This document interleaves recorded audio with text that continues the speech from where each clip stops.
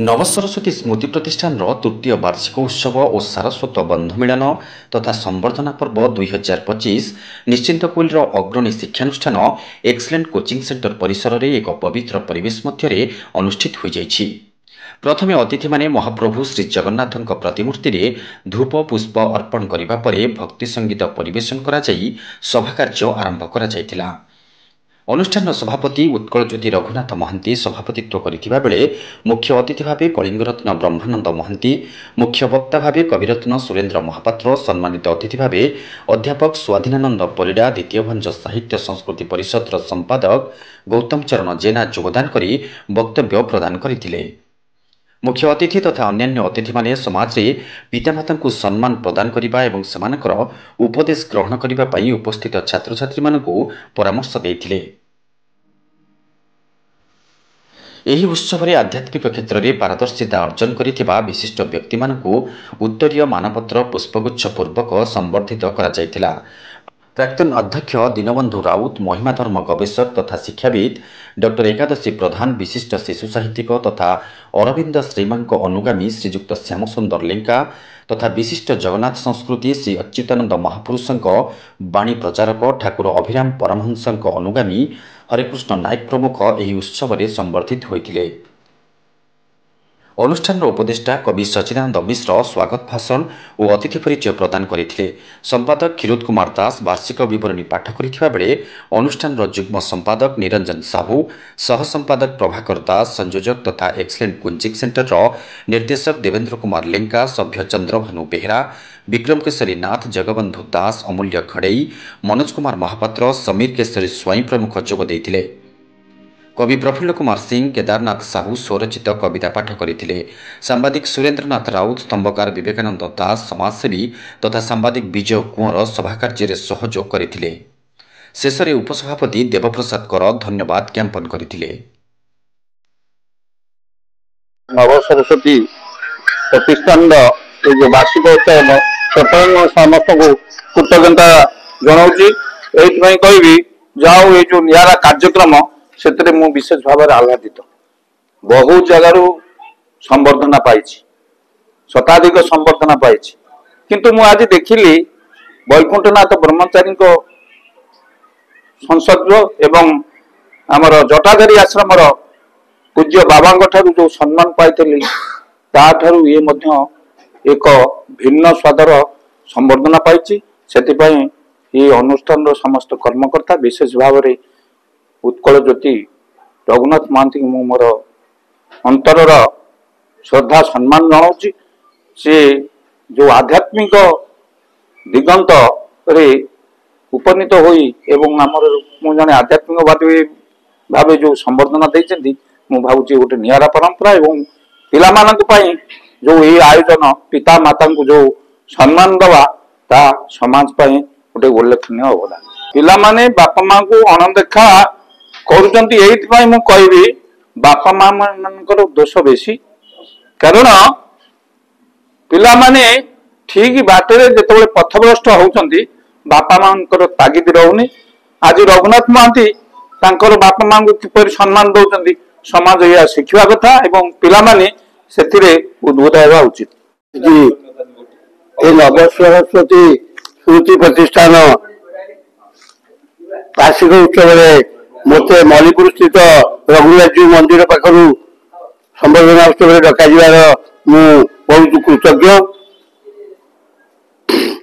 तेणु रघुनाथ बाबू बापा मां स्मृति उद्देश्य कार्य उपस्थापन करा आमर अपर पीढ़ी पिला सब अनुध्यान करेंगे से बापा मां को अवहेलित दृष्टि देखिए ना। ये जो कार्यक्रम ये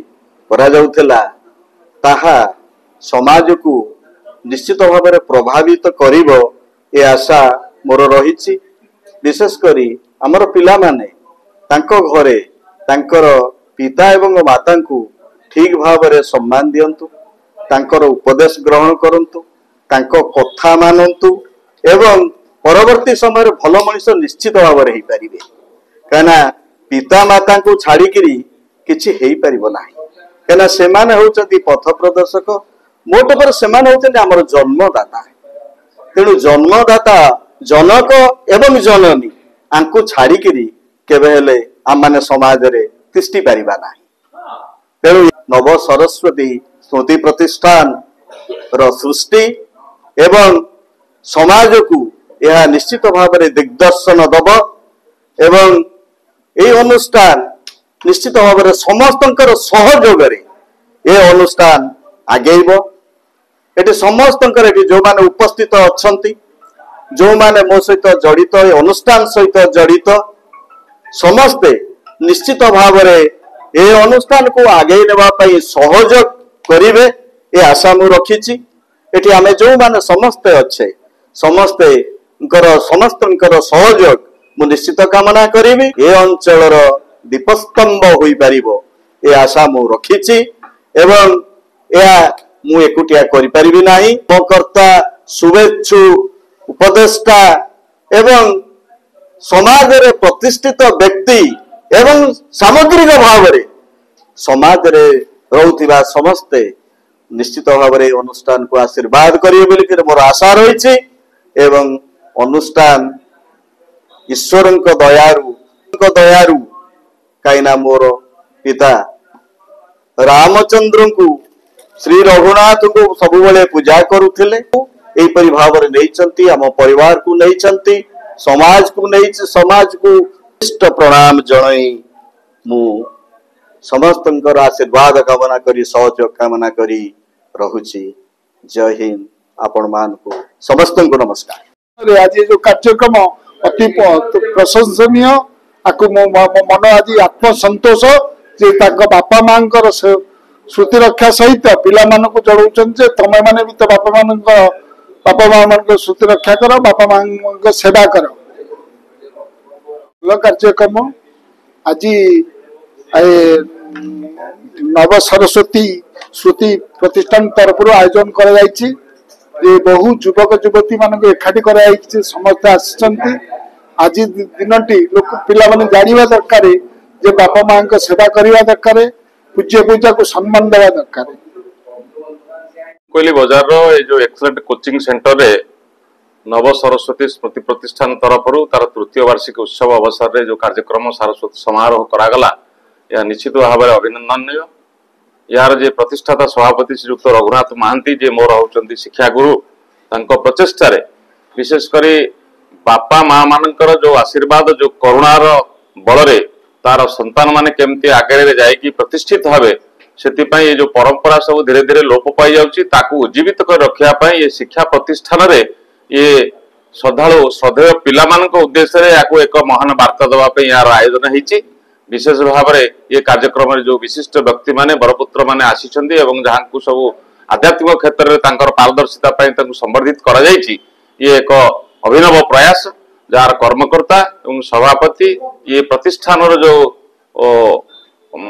माने तार परिचालक जो माने सब अच्छी आपको सहयोग कर समस्त कृतज्ञता जनाऊँगी जहाँ ये परंपरा आगामी दिन में निश्चित भाव में प्रभाव पकेब समाज पर बोली मोर आशा और विश्वास। बंदे उत्कल जननी सुरेन्द्र महापात्र सत्यवादी आसी पंचशखा माटीर कन विद्यालय छात्र आज मते एटी सुजोग देथिलारु नव सरस्वती स्मृति परिषद प्रतिष्ठान तरफ मु निजक धन्य मान करुच्ची।